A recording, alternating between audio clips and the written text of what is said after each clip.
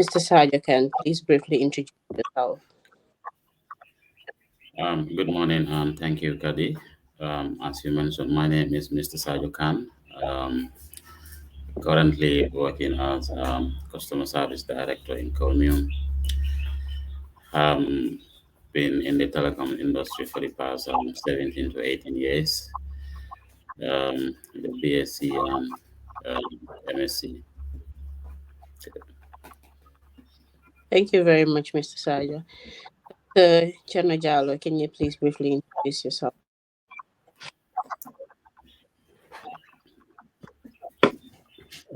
Thank you, Kaddy, for having me. I have some little flu. My voice will not be that clear. I am Cherno Jallow. I'm a pediatric surgeon. Currently, I am the head of department of the Department of Surgery at the Teaching Hospital. Um, yeah, so I am also part of this group. So I am here. Thank you. Thank you very much, Mr. Cherno.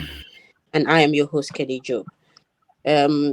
My first question will go to Mr. Sarjo Khan. It's the Gambia and the European Union signed a new financial agreement to implement state and resilient building contract in Gambia, which is 30 million euros. Um, we have seen a lot of grants that have come into the country, but in this case, what changes can this make for the Gambia? Um, Thank you very much, Kaddy, for that question. I'm not sure whether it's the network. The Your voice is losing a bit, but I think I could pick something from the question. Having signed a lot of grants, loans, agreements by the governments of the country, what would this one probably do or impact the life of Gambians? Um, it is very important to understand the Gambia in terms of economic perspectives. Gambia is an tax-based economy.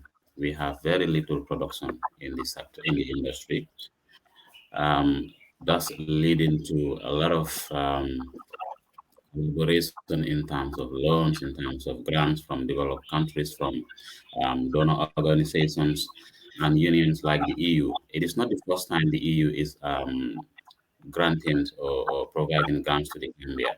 But if you look at the tenure of this actual grant, where it looks at the uh, very inclusive uh, package, looking at governance, looking at resilience, it will definitely go a long way to really put the country in terms of economic perspective into the right footings. What's what will happen sometimes the way the grants are managed is where the issue lies. 300 um, million, sorry, $2 billion is not a small money, but how would the government put to use this particular funding? I'm sure the EU will have their own way in terms of little bit of conditions of how to implement the grants so that it affects every single area it should affect. Otherwise, it becomes a problem when the money is meant for certain very critical projects, certain critical sectors, are put into the right or sorry into the wrong areas. It is really a concern as far as the government is able to link this particular grant towards the achievement of the national development plan, which is very critical to the development of the country. Then there will be a lot of impact seen. But if it goes just like business as usual, then eventually it will not be felt by the grassroots, by the society, by the sectors to which it is meant to benefit, which eventually will be the entire country at large. I'll ask for your suggestion on how you think this grant should be managed by the government. Um, just one moment. Yes, if you look at the whole context, of the 2.93 billion, it is specific. It is very specific. Governance is one key sector. It may not be a direct replica of like Sarjo Khan or Dr. Jallow seeing something in his or her bank account or seeing something reflected directly on the sector he's working on. But governance has become a critical factor. What you might realize is 2.93 billion becomes big, but before the actual monies dilate to the grassroots, most of it or part of it, a significant percentage of it would have already been used on administration, on committee formulation. You take it tax A, whatever you call it, committee A, committee B, committee C. It's like it has already been given out in a way that would not really dwell down to the right sectors, because governance is very key, because this is where corruption comes in. This is where other issues relating to um, that bad part of governance come into place. So the stability of the economy will highly, depends on how this money is used into the rightful productive sectors. You look at the youths, you look at agriculture, then you look at fisheries, among other things. These are areas where if such investments or if such donor funding is really put into well, it will definitely impact. For me, that is the issue. Put the money where or in the sectors where they will produce. If they produce, it will reduce the burden on the importation of certain basic commodities that would have been produced and sold in the Gambia. Then the forex or foreign exchange we are earning could be used to bring in other goods and services that we can produce. In a nutshell. Yeah, we touched down a bit on production. Labor in the Gambia, having laborers to do certain production work is quite difficult. You can have the grant, but to have workers themselves, like the Gambian youth, willing to do certain things, it's very difficult to have in this country.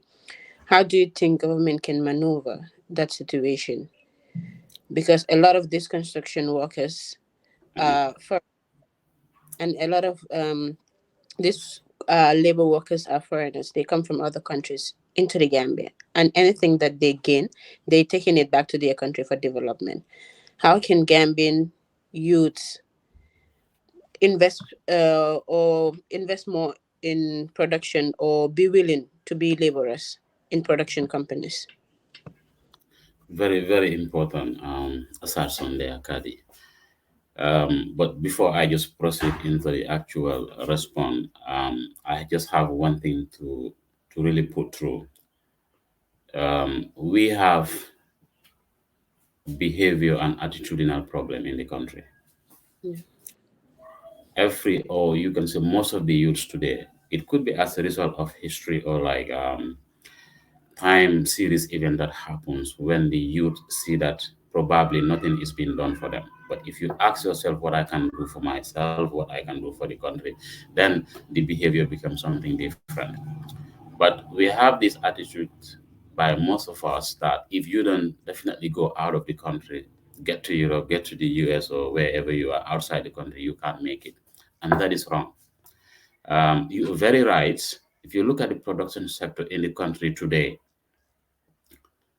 most of those who dwelling in these sectors, the fisheries, the farming, construction, even retail trading is all foreigners. I agree with you 100%. If you today return all Senegalese, it's just like an assumption. If all Senegalese go back, if all Guineans go back, we will not have bread in this country. We will not have fish. We will not have that because it will take time for the Gambian to take over and get themselves acquainted with how to do it. These are events that are happening. When Magal Tuba comes in the country today, people will definitely lack fish for a couple of days, if not weeks. Because those who get into the production sector, which is very, very critical in terms of nutrition, in terms of how we get the right, you know, um, combination of our food production, because it is being handled by somebody who can go at any time, and not only going, whatever they earn, as you mentioned, is repatriated to their countries, and Gambia becomes zero. So it all boils down to the attitude that I can make it here or we can make it here. Doctor can attest to this. We all went through the same institutions at the university to do this. But all of us today are back, contributing, doing what we have to do. We don't believe you cannot make it when you go out, but we believe you can make it wherever you are. If you are here and put up all the efforts, we can definitely make it. So you are very right, Kaddy. The government need to come up with policies. It's quite difficult because the youths are already brainwashed, but then the effort have to continue with some of these kind of grants. Put something for the youth. I applaud the current strategy being implemented by the Ministry of I think higher education, where they are not exploiting this TVET education. This is where the direction should be. People have different capacities in terms of their in terms of how we can comprehend, in terms of how we can actualize. So with the TVEX coming in, you get the skills into fishing, into carpentry, into construction, you name it. I work for telecoms. I can tell you, at one point when the we had this project called National Broadband um, Network. This is Gamtel, if I can remember. It's Gamtel. But could you imagine the contractor that was given this contract to lay cables around the country have to import laborers to dig trenches throughout the country? They cannot find enough, and those who are serious to take these things on board. And these people were paid in dollars. So it's a great concern. The TVET thing coming in will help, but there could be a lot more skill centers that should be initiated, introduced, to make sure the youths are motivated.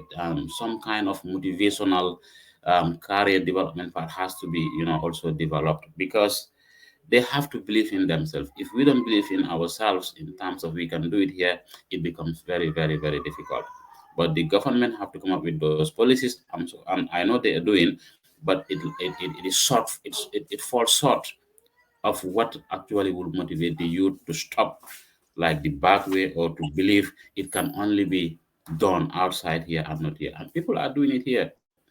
Many Senegalese who are here today get all what they got here and repatriated it back.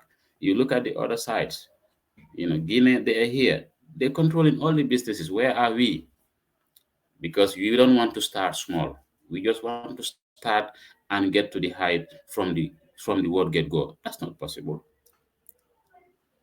When these young people come here, you see them, they get a plate. What are they doing? Selling mint, selling cola nut, selling bitter cola nuts. Eventually, after 2, 3 years, you see them somewhere else. So we have to accept to be growing rather than just get to the height at, from the word get go. Thank you very much, Mr. Sarjo Khan. I'm moving forward. The Gambia OIC Secretariat has revealed that the office raised more than $300 million for the 2024 Islamic elections take place in the Gambia. The revolution came days after President Adama Barrow announced that the country will host the much delayed Islamic conference in May 2024 after attending the Africa Saudi summit in Jeddah. You, Dr. Saja, I think we can discuss about this also. Hosting the OIC summit in the Gambia, it has been delayed for so many years. Do you think it's relevant to the country's development? Yes, Kaddy, the hosting of the OIC summit is definitely very, very relevant in the development of the country. The OIC is the second largest, world organization in terms of number of countries in the world, apart from the UN, I guess. The sometimes you will realize many people or many countries kind of use such opportunities to host such very big and important events, not only for the relevance in terms of engagement, in terms of discussions, in terms of strategies and policies to be you know run down through these events, but it brings some specific economic benefits to that country. We've had one of such kinds sometime around 2006 when the Gambia hosted its first ever AU summit in the country. It's very expensive to host, but then it pushed the country into a lot of economic activities that will continue after the summit, runs its course in terms of infrastructure when it's come to road. You look at the tourism sector, you look at the socio-economic benefits. For instance, since the inception of the project to host the OIC, as mentioned by the Chief Executive Officer, Mr. Yankuba Diba, they have raised over $300 million. We wouldn't have these monies without the project to host the OIC summit. And part of these monies are grants. For sure, some are loans which have to be paid with conditions and interest, among other things. But some of them are grants. Whether we had them or not, the government is responsible and will always continue to be responsible to go and look for such funds to inject them into the economy and convert them into some physical, tangible infrastructural projects like we've seen today. The the Batin Hardin Highway becoming one of them. It has been just a mere two-lane highway since it was built, I guess, by the Kuwaiti fund. But currently, if you see what is going on, when such projects, get completed, it increase the economic activities. Number one, the communication bit of it, the movement would become easier. People get to their destinations on time. So it reduces a lot of waste in terms of time we spend to get to work, in terms of doing the transportation, moving of goods and services, which is a critical factor in trade, in business, in any kind of economic activity you can think of. So it is indeed very impactful, and the impacts are very, very high in terms of the livelihoods of the citizenry and in terms of the infrastructural development, in terms of enhancing a very smooth interoperation within sectors. Today, from the airport right through to Banjul or right through to where the project stops, you have a lot of activities that goes through. You have the hoteliers, you have the other sectors that really need such kind of development. It does not only stops at there; it also includes a lot of roads, um, connections. You have the other roads other than the main Batin Hardin Highway, which will also increase some economic activities, increase swift movement, among other things. So it is really um, a good thing to have it. We've learned from it from the AU summit, and we have learned it also from our neighbors who have used such kind of projects to really enhance, improved the economic activities in those countries. So Senegal is one example, and other countries too are. Thank you very much. Dr. Cherno Jallow, I'll ask your opinion on this matter. Is the OIC summit any relevant to the Gambian development?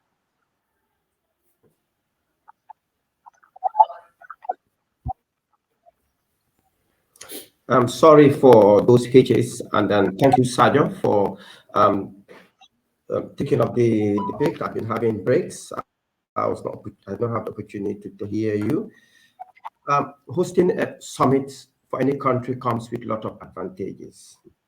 And then the Gambia had hosted some summits before, I just had Sarjo talking about the AU summit, and then brought a lot of um, development in this country.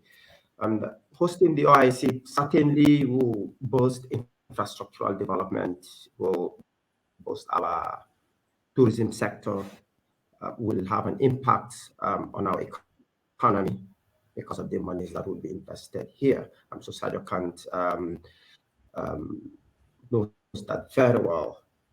And then they also what it could do for us, it's would help to expose the country to investors and create a lot of collaboration. And then some countries had used this to their advantage, like our neighbors. So I think if this summit is well utilized by every Gambian, by government, private sector, every Tom, Dick, and Harry in the Gambia, I think will really help to project the country forward. That's why um, I think it should not be taken lightly. It should be a project that must be taken very seriously by the people in authority, and then by everybody. So it will need support. And we've read on the news that monies have been given after proper follow-ups. So I think I pray and hope these funds are well utilized to benefit everybody. Thank you very much. Moving forward, um, after facing various corruption allegations, damage victims integrate a new board of direction. That the victim center, the victims of dictator Yahya Jammeh integrates a new board of directors to strengthen the center after it has suffered dispute internally. It was alleged that $20,000 was taken on behalf of the victim center, but they were corruption in the country. We have said it earlier, Mr. Sarjo. How do you think this will affect the reparation commission, whereby leaders will be put in position? They will take funds that are coming to the country, use them for their own use without buying the victim center. How do you think this will affect the reparation process? Kaddy, I heard my name, but the question was not clear because there is some You are background. breaking. The allegations that the victim center, there was corruption in the center, that they had to integrate new directors and remove the old people there because it was like the $20,000 was taken on behalf of the victim center, but they were never notified. That is corruption, taking money on behalf of an institution and using it for your own good use. How do you think this will affect their reparation process? Thank you, Kaddy, once again. Um, it is going through the story. I think it is very important. Corruption is one virus. It's like a cancer, doctor. You understand? It's like a cancer. A small iota of it in any system can really disrupt the whole good part of that system. I'm not sure whether you get my point. As they said, one rotten potato in a full bag of potato could affect all the other potatoes. So this is what corruption does.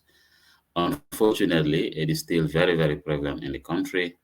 Efforts have been made, but for me, it's the institution here that matters. Having that very strong and powerful institutions so that no matter what happened, the values, the rules, the policies of such established institutions, outright, overweight, balances anything else that comes through. So if you look at this particular situation we are looking at, it's a victim center. These are people who are trying to get redress of what happens to them over the years. We fought, as we said, all this while to get to where we are today.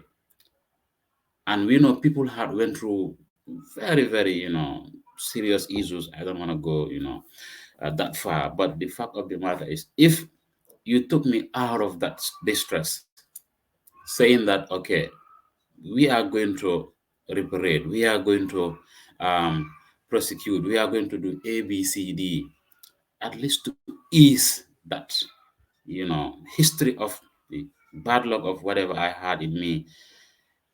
And then eventually, instead of that same body who took us out of that mess, come, corruption want to take over, then is really a sad story. But then the relevant stakeholders having to understand that, see that, and then come with a redress measure whereby a new board is inaugurated is very important, because otherwise trust would erode. And the moment there is no trust between these two parties, there can be no progress.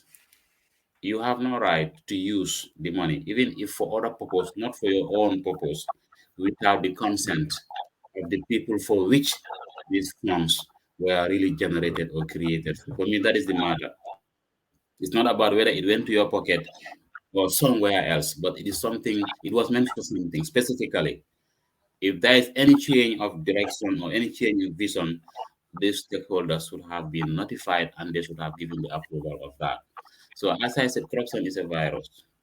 So, it is good that a new board has been inaugurated with very highly profile members, as the chairman like Demba Ejao.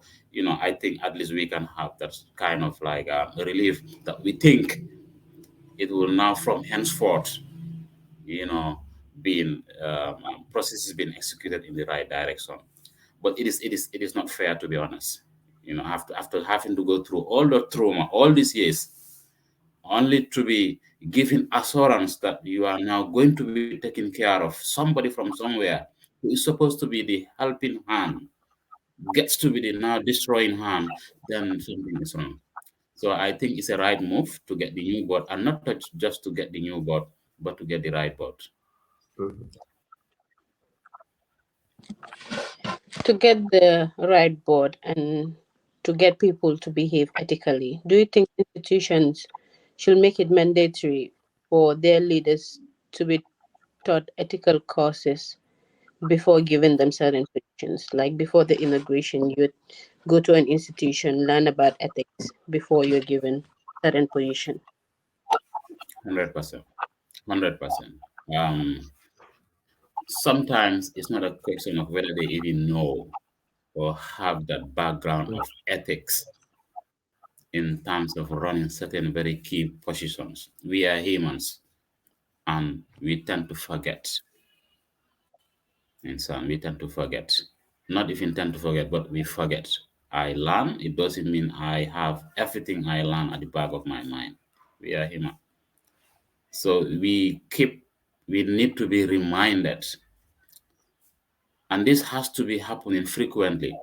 Having one ethical course or run for such, very important um, institution like a board, because I call they are institution of their own, the board themselves. So this does not have to do with the board alone. Ethics have to run right through from the board, the management, all those who took some, whether it is a minor, major, or critical decisions.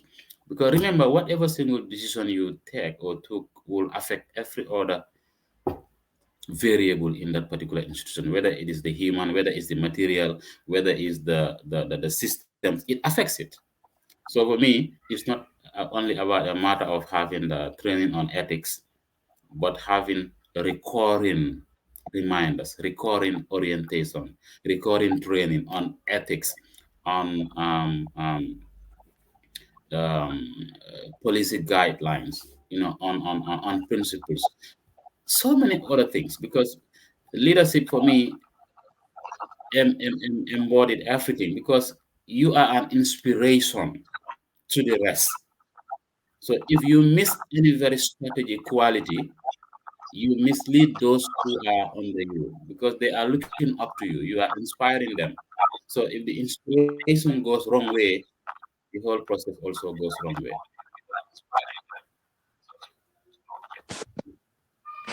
Moving forward, Dr. Cherno Jallow, the GAMCO stakeholders lost enforcement of the FGM law after threat. We have landed these past months. It has been discussed in National Assembly to reverse the law that was proposed on those who are still practicing FGM. I'll ask, as a medical doctor, should FGM be a punishment in the Gambia? So am I okay now? Yeah, I can hear you now. It seems Okay, like good. we're in a bit of a nerd. Yeah, I'll Yes. ask you the question before Dr. Chanajal on board. Um, Recently, members or leaders of the Islamic Union in the Gambia, or Islamic leaders in the Gambia, and some members of the National Assembly wants the law on FGM to be reversed. What's your opinion on that matter? And should FGM be a punishable offense in the Gambia? Um, Thank you, Kaddy, once again. I think that's the most critical question when it's come to religion. Very not conservative, but it's like there are a lot of issues around it in terms of the subject matter. FGM. I'm not well versed on the subject in terms of societal implication, or in terms of human impact, as uh, the gender to which it is being practiced on. Um, Female, or you call it FGM, has always been a very hot topic in the country. I know the country went through a lot of processes, like the advocates, the activists, particularly Gamco Trab and others, to see to it that FGM is completely abandoned through during the time of the previous government. And I think they got through it, and it was. But it has not stopped, even after the law was really enacted in Parliament. So that shows you it's a deep rooted culture. The level at which a religion plays in it can be handled by somebody else, because I don't want to get into something religiously what I have very little knowledge about. But socially, it has impact to some of those who went through it. And if like for me, if living it has no health implication, I would definitely go for that version of the whole scenario. But when people consistently insist that this is their values, this is their culture, they can't stop it. I think it need to be treated in a way through national discourse, a lot of engagement. Even whereas it can't stop, there has to be a well modernized or professional way to do it. But for me, I personally, if you asking about my personal opinion, I will definitely say, no, I may not want to go or encourage people to go through it. But then, as I said, it's a critical topic. I don't definitely want to dwell more on it. But at personal level, that's my opinion. That's my opinion. So the people pushing it, the Gamco tribe, the other side of the assembly who are thinking otherwise, you know, we can have a public discourse on this. We can have like national discourse on this. We can go through a whole series of process to understand what's their version of it. Why do they think, it should or should not be, abolished completely? Then in that case, you know, um, there could be some kind of compromise. But if the health expert come and completely, you know, not 100%, but convince people, which they have been doing, and I think they're doing a good job on that, that it has health implication. I don't think a religion would like to inflict anything that will hamper the health of an individual. Yes. But let's look at it. If there are benefits, fine. If there are implications, we have to give that, balance somewhere. Thank Because you, other, yeah. Dr. Jallow. Should FGM be a punishable in the Gambia? Mr. Sarjo. Okay. Doctor, you can continue then. Yes, thank you. I'm sorry for those hitches once again. Yeah, so in a nutshell, what I'm saying is female genital mutilation is the removal, partial or complete removal of the female genital tract. So that's what really makes it a very, very sensitive thing. And then the problems, it has a lot of health implications. And then and the health implications also by and large depends on how much is removed. It can range from the woman having severe pain, and then some will have excessive bleeding. We call it hemorrhage. Others may end up having infections. Others may have urinary problems. Others may have very big problem when they are in the labor ward. So looking at all that, son, notwithstanding, I think we should recognize it's the social aspect of it, the traditional aspect of it, and then the sensitivity nature of the whole thing. So that's why if you just get up, you say you're going to ban it, it becomes a very difficult thing. Knowing that a lot of people are passionate about it. So I think what can be done is to have a national discourse on it, so that everybody come together, we look at everything, and then the pros and cons, and as a country, we take a decision. It's difficult to bring out a position. And for me as a surgeon, who largely is involved in correcting some part of the female genitalia. For example, if a child is born with some problem around that end, or some babies are born without it, we help to create all that on a child it comes. If there is any reconstruction, which if it comes to me in terms of expertise, one can do, looking at it from a global perspective. So I think it's something that we have to have an honest discussion. Yes. So looking at it, it has a lot of downside in terms of health implication.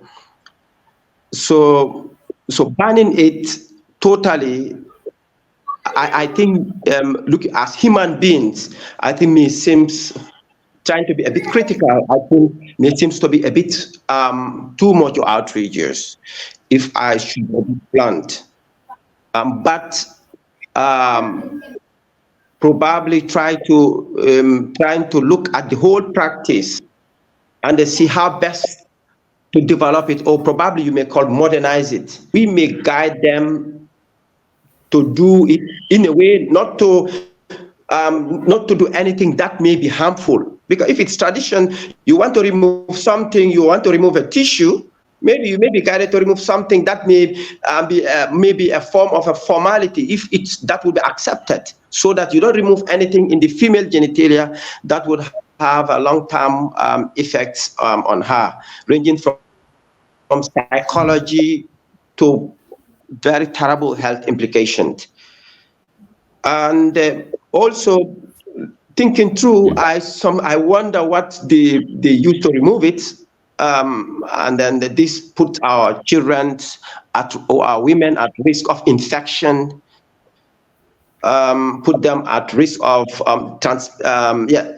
infection, and then there also some form of bleeding, hemorrhage, because I had faced two instances where two came, the bleeding did not stop. Then you had to do it medically.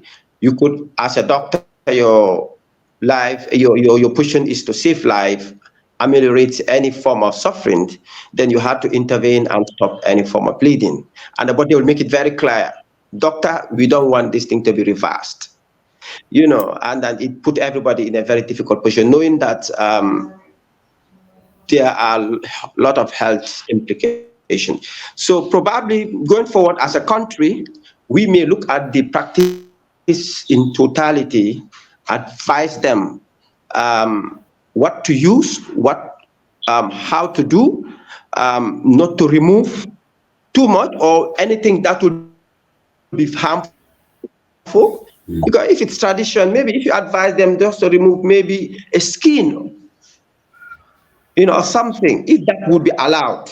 But removing the clitoris or the minora or the majora or close narrowing the pathway, the canal. So I think that that's too much. If we will not, if we are not able to change that as a country from a medical perspective, I think it's something that we should do away with.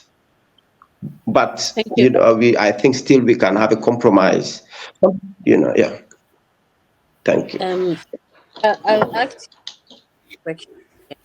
The Justice Minister committed eradicating sexual violence in the Gambia. Away from the topic of FGM, we will move to um, sexual violence in the country. During our last discussion, Mr. Omar Ba touched a little on gender based violence, where he mentioned there are 100 affected victims, but only a few, which is scored, which is, I believe, is because of this situation syndrome that is in depth in our society. I'll ask your opinion on how to combat this as a country.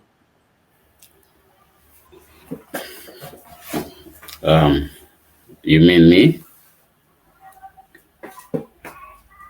Dr. Jallow can answer that question, and I'll come back to you, Mr. Sarjo. Okay.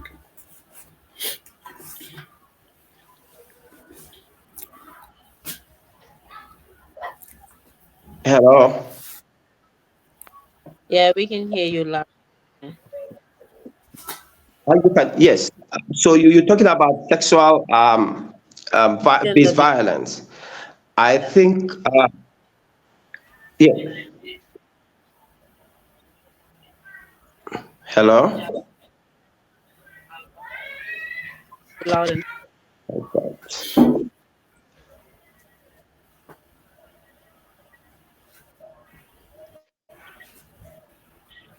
Okay. You getting me?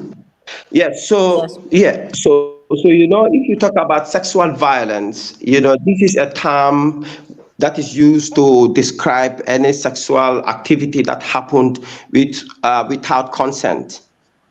And then this includes rape, sexual assault, sexual abuses, sexual harassment. A lot of names have been used. It's really a menace, and then it must really be dealt with. It's it's um, it, it's difficult really to categorize in a society what really constitutes sexual violence. So that's why we have to have the legal minds working with society to look at our own perspective as a country, and otherwise we'll be importing other people's ideas out of our jurisdiction, our jurisdictions, which may at the end result a lot of pushback stopping sexual violence. Sarjo, sexual violence. You're working in the telecom industry. You will see a 27-year-old chatting with a 16-year-old in our society. Because now mobile phones are basically with everyone. Loop the girl to come to his place and then rape the girl.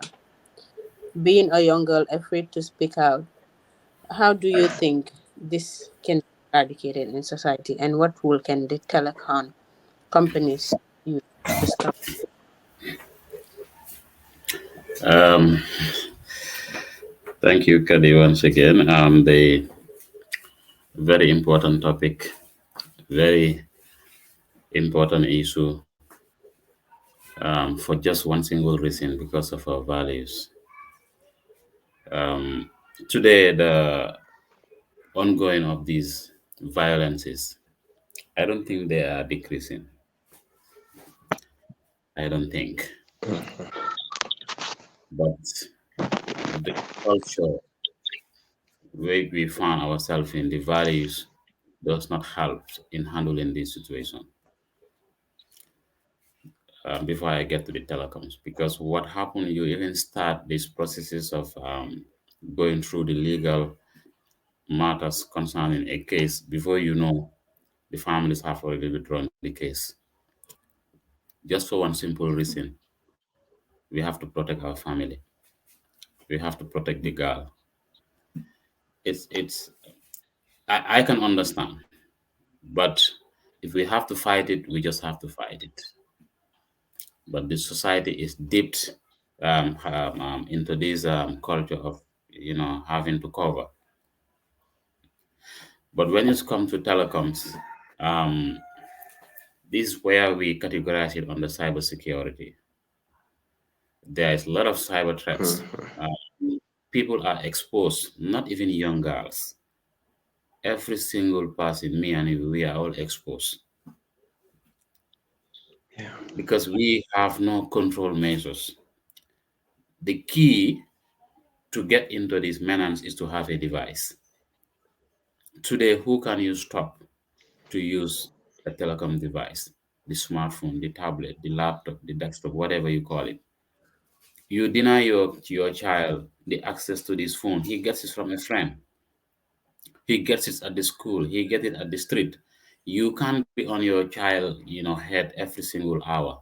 He has to go to school. And sometimes goes to somewhere else with your instructions or permission. But a lot could happen. So for me, what I think need to do is to get very close to your child or to your girl child. Let him understand the implications of these things. Educate him, because if he knows the implication, I believe some could be knocks, but if he knows the implication of these behaviors, he might particularly probably change.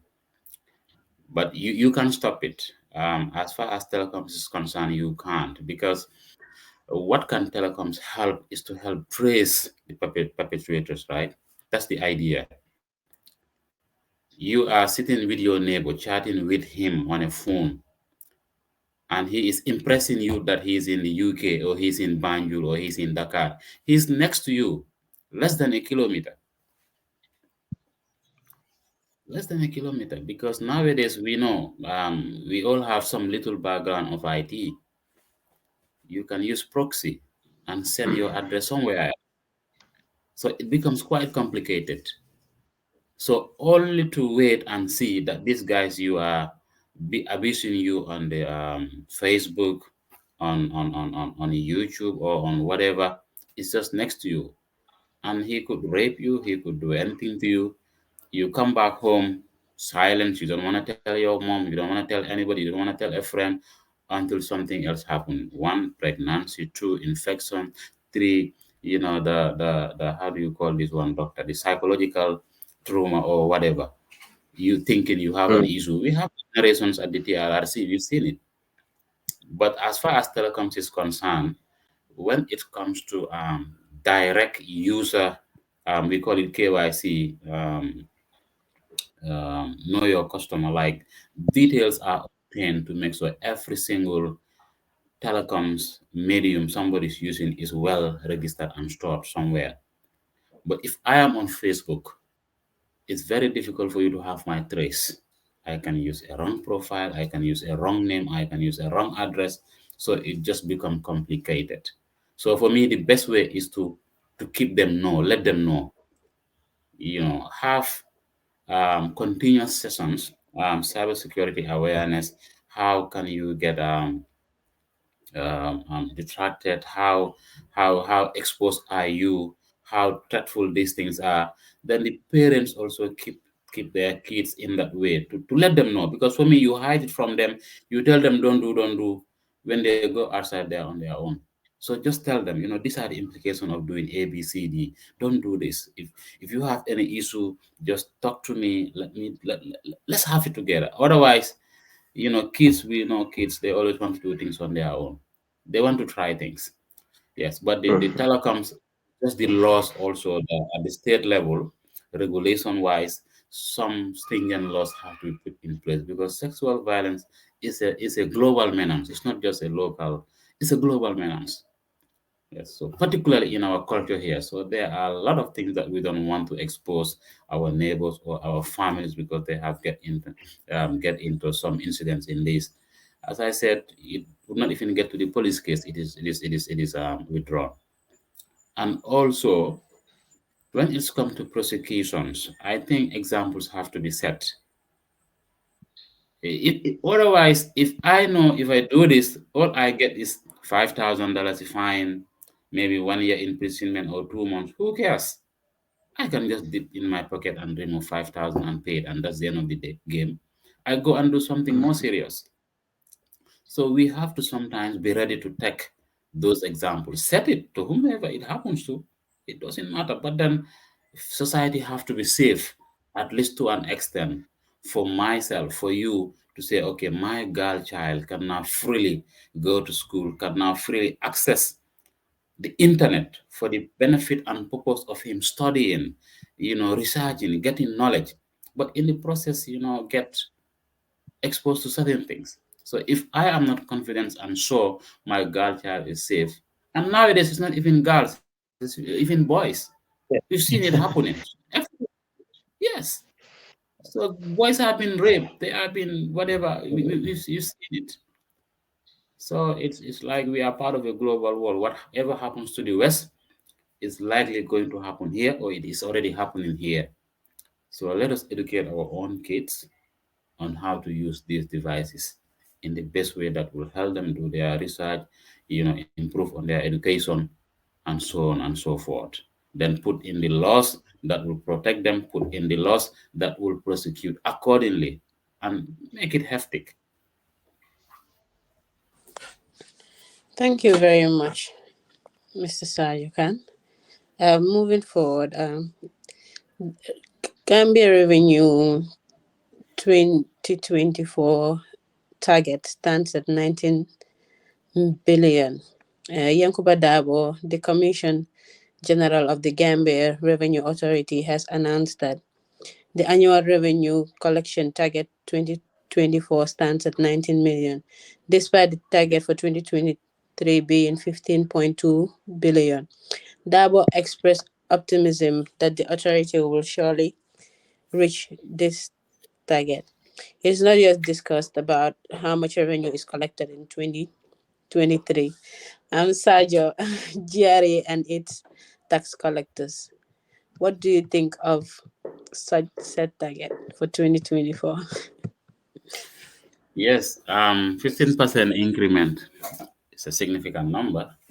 I think last year it was around 16 billion or 15, somewhere around that. Um, then targeting 19 billion it's a significant target, and it's a significant growth from the previous year, and that's how you measure in terms of growth.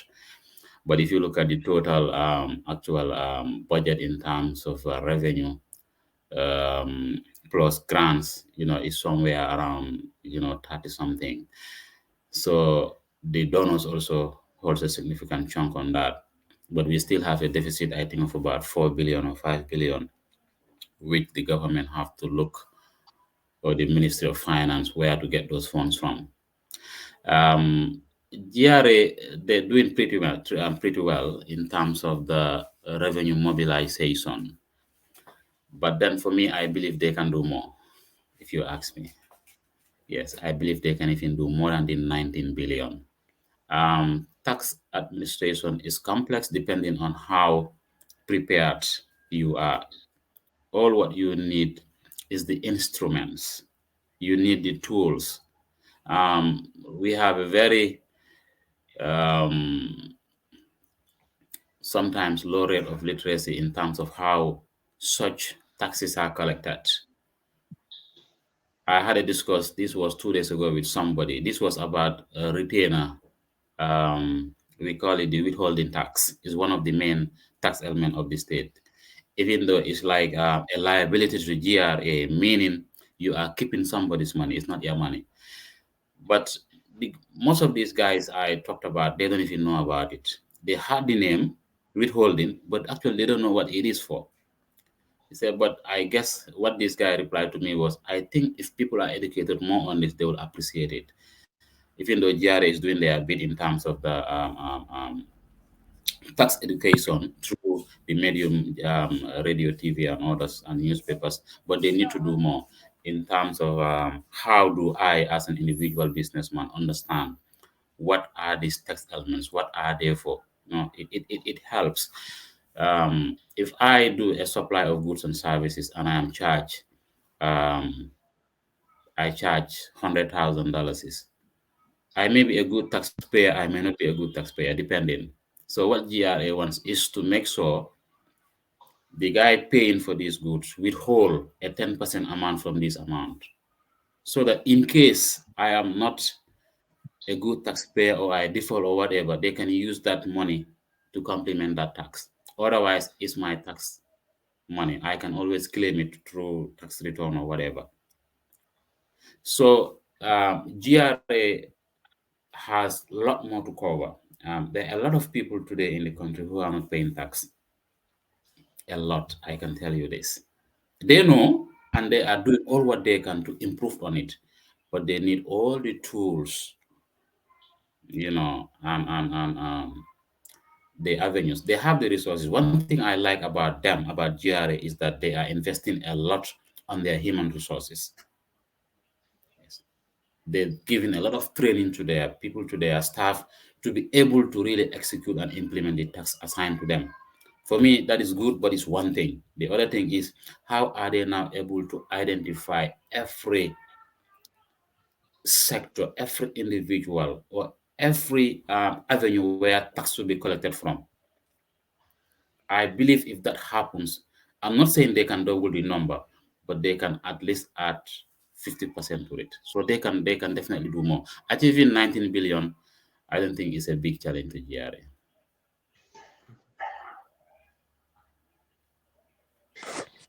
Well, you don't think it's a big challenge to GRA?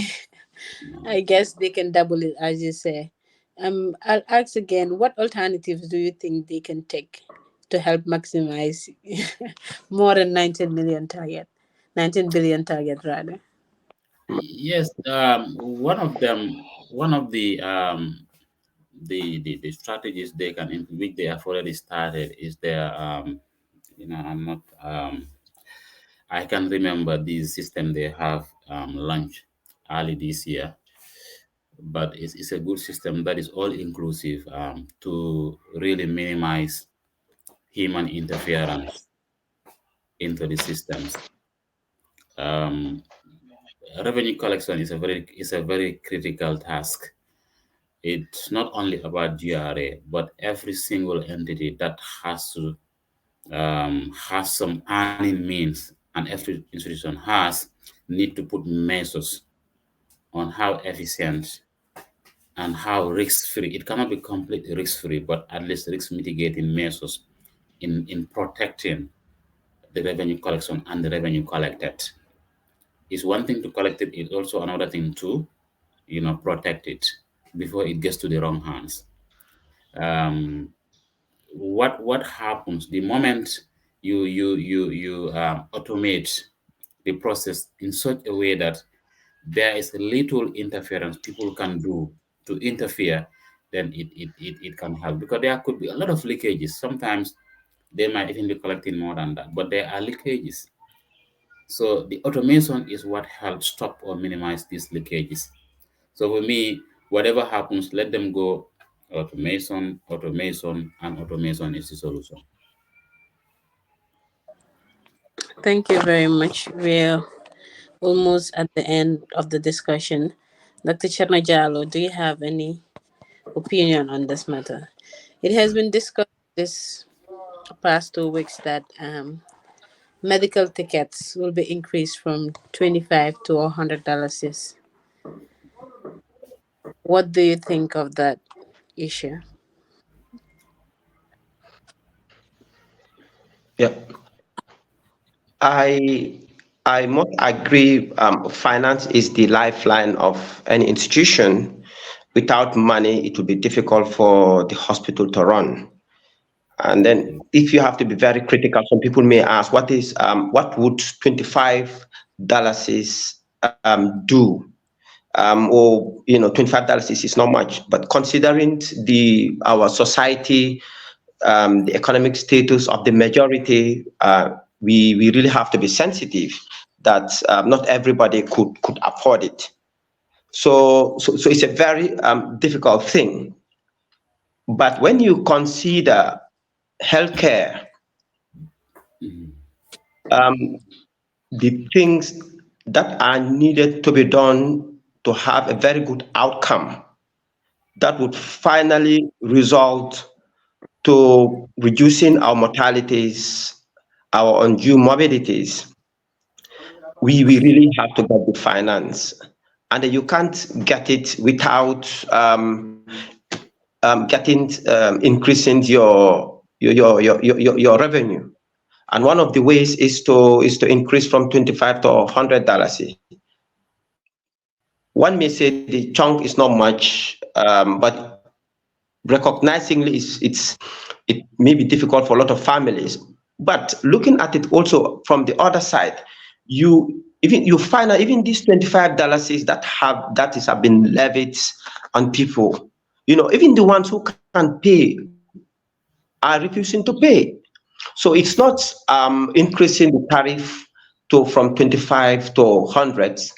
I think the hospital, which the hospital is trying to do, is to put up a mechanism to have a very good revenue collection, and then also to find a way of having one of the best ways of utilizing it.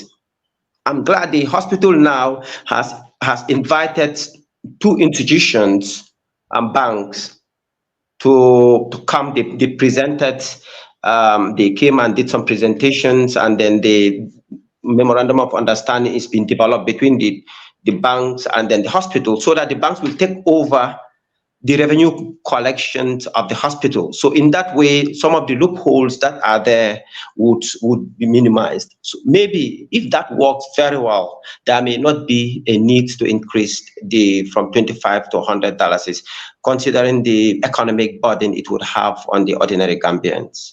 Though some people may argue it's not a very significant increase. Thank you. Thank you very much, Dr. Jallow. This brings us to the end of the program.